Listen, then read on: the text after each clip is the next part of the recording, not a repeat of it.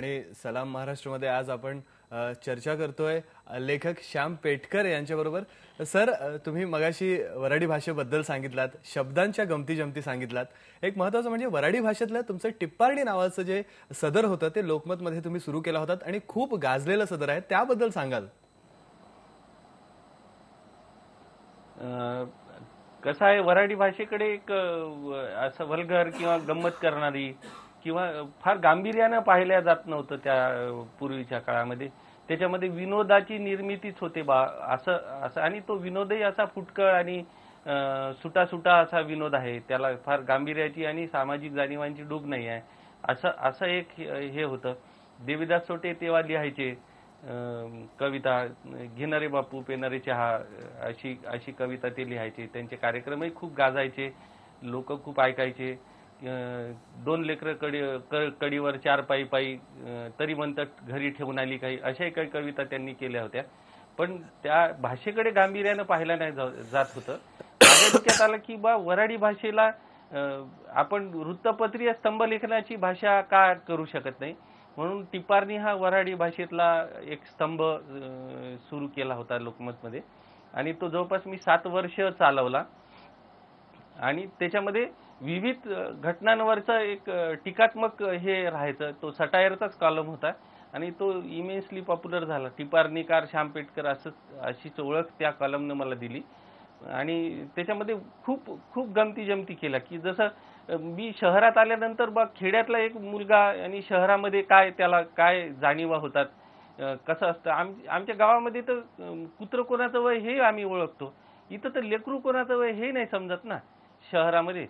आणि पत्ता नीट सांगत नाही. आमच्या गावामध्ये तर माणूस जेवाले बसला असेल तर सरळ म्हणते ये जेवाले, आणि इथं तर माणूस आपल्याला सांगते मी चहा घेऊन येतो. आपल्याला वाटते तो आपल्यासाठी घेऊन येणार आहे आणि तो आतमधून चहा घेऊन येतो आणि सांगतो माझा चहा पिणं झालेला आहे, आपण जाऊ बाहेर.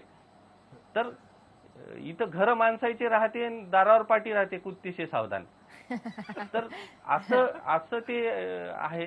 आणि हे सगळं आपण त्या टिपारणीमध्ये घेतलं की खूप असं नागपूर तसं नागपूरचं एक ऑब्झर्वेशन घेतलं होतं. 7-8 वर्ष लिहिलं, विविध घटनांवर लिहिलं. युती सरकारच्या काळामध्ये बसचा रंग बदलणार होते ते लोक, भगवा करणार होते, तर तेव्हा मी लिहिलं होतं लयच रंग करून राहिले राजेहो. किंवा मग डाळ घोटाळा झाला होता तर दाल में कुछ काला आहे असं लिहिलं होतं. बरखा राणी जरा जमके बरसो असंही एक प्रकरण मुंड्यांच्या संदर्भात लिहिलं होतं. किंवा मग काही कॉमेंट अशा, गांधी बाबांना सत्याग्रह केला आणि तुम्ही साल्यावर सत्यनारायण करून राहिले बा, असं एक हे आलं होतं. आमच्या इकडे एक म्हण आहे वराडामध्ये की माणसानं कुंभाराचं गध व्हाव, एसटीचा हमाल व्हाव, पण जवानपुरीचा बाप नाही व्हाव. तर मी त्याच्यामध्ये थोडसा ऍडिशन केली होती. जेव्हा महाराष्ट्रात खूप मुख्यमंत्री बदलले होते तेव्हा बाबासाहेब भोसलेंच्या त्या पिरियडमध्ये, तर मी त्याच्यात ऍडिशन केली होती की माणसानं कुंभाराचं गध व्हाव, एसटीचा हमाल व्हाव, नाहीच काही जमलं तर महाराष्ट्राचा मुख्यमंत्री व्हाव, पण जवानपुरीचा बाप नाही व्हाव. तर असा तो त्या टिपारणीचा प्रवास होता. टिपारणी टॉक शो नावाचे मी कार्यक्रमही करतो, कारण की त्या पुस्तकाचं प्रकाशनच रामदास फुटाणेंच्या हस्ते झालं होतं. तेव्हा त्यांनी सांगितलं होतं की ही बोलभाषा आहे, तू लिहिली आणि ती लेखनाची भाषा म्हणून सुद्धा त्याला, वृत्तपत्रीय लेखनाची भाषा म्हणून सुद्धा त्याला मान्यता मिळाली. सध्याचे लोकमतचे जे संपादक आहेत द्वादशीवार सर, त्यांचीच त्याला प्रस्तावना आहे. त्यांनी त्याच्यात लिहिलं की श्यामने ही भाषा वृत्तपत्रीय भाषा, स्तंभलेखनाची भाषा असू शकते हे दाखवून दिलं. आणि खरोखरच त्या भाषेला काही मर्यादाच नाही आहे.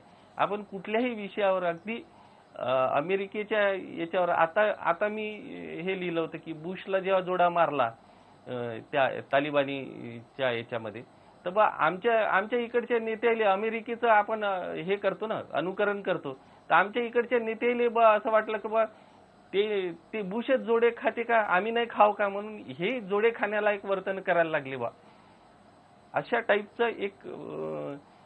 टाईपची कॉमेंट त्या याच्यामध्ये येते. आणि ईर्षालपणे अगदी थेट न भीता न घाबरता जर कॉमेंट मारायची असेल तर मग वऱ्हाडी आपण आपल्या मायच्या भाषेतच देऊ शकतो याची मला जाणीव होती. आणि त्या दिशेनं तो स्तंभ समोर सरकत गेला. जवळपास 7 वर्ष चालला. त्याचं पुस्तकही प्रकाशित झालं आणि त्या पुस्तकाचंही स्वागत बऱ्यापैकी झालं.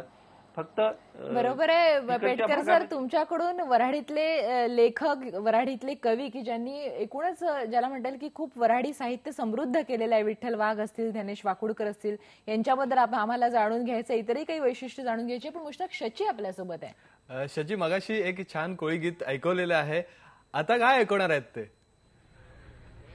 मुश्ताक, आपण मासे तर पकडून झालेत दर्यावर जाऊन, पण आता ते खायचं म्हणजे आपल्याला मस्त मस्त रेसिपीज इकडच्या बायका, काही कोळणी मावशी आहेत, आजी आहेत, त्या सांगणार आहेत. आपण त्यांना विचारणार आहोत की एकदा मासे पकडून घरी आणले की बरेच सण असतात, काय वेगवेगळे काय पदार्थ करतात माशांचे? वडे करतो, जवला करतो, कोलबीचं आंबट, गोलीचं आंबट, असं सगळे पदार्थ आम्ही करून खायला घालतो.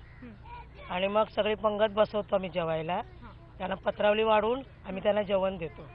एखाद्या माशाची रेसिपी सांगा ना, कसा करतात? आम्ही गोळीचं करतो आम्ही. गोलीचंच करतो जास्त आम्ही. ओके, कसा करतात तो पदार्थ?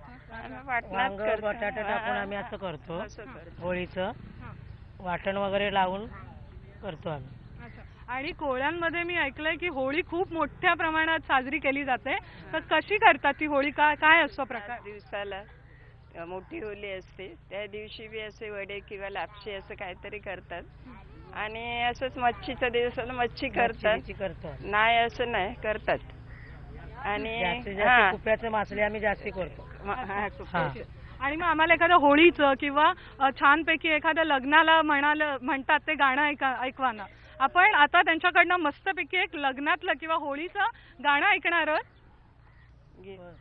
चांदण्यानं चांदणं पीठभर चांदणं, चांदुल्या घातिल्या वाजा ग बाई, चांदुल्या घातिल्या वाजा.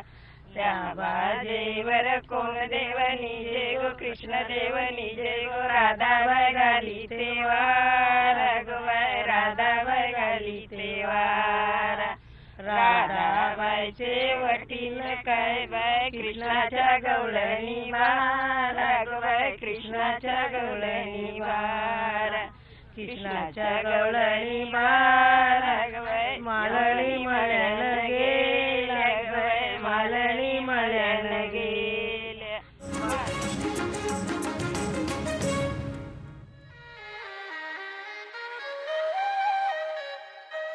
माझी माये सरस्वती माले शिकाडते बोली, लेक बहिणाच्या मनी किती गुपित पेरली. माझी माये सरस्वती माले शिकाडते बोली, माझ्यासाठी पांडुरंगा तुझ गीता भागवत, माझ्यासाठी पांडुरंगा तुझ गीता भागवत.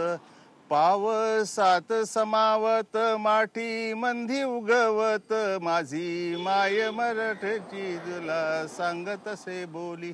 तुझ्या पायाची चाहूल लागे पाना पाना मंदी, तुझ्या पायाची चाहूल लागे पाना पाना मंदी. देवा तुझ येन जाण वारा सांगे काना मंदी, माझी माय सरस्वती माले शिकाडते बोली. किती रंग वशी रंग रंग भरले डोळ्यात, माझ्यासाठी शिरी रंग रंग खेळ आभायात. माझी माये सरस्वती माले शिकाडते बोली, लेक बहिणाच्या मनी किती गुपित पेरली. माझी माये सरस्वती माले शिकाडती बोली.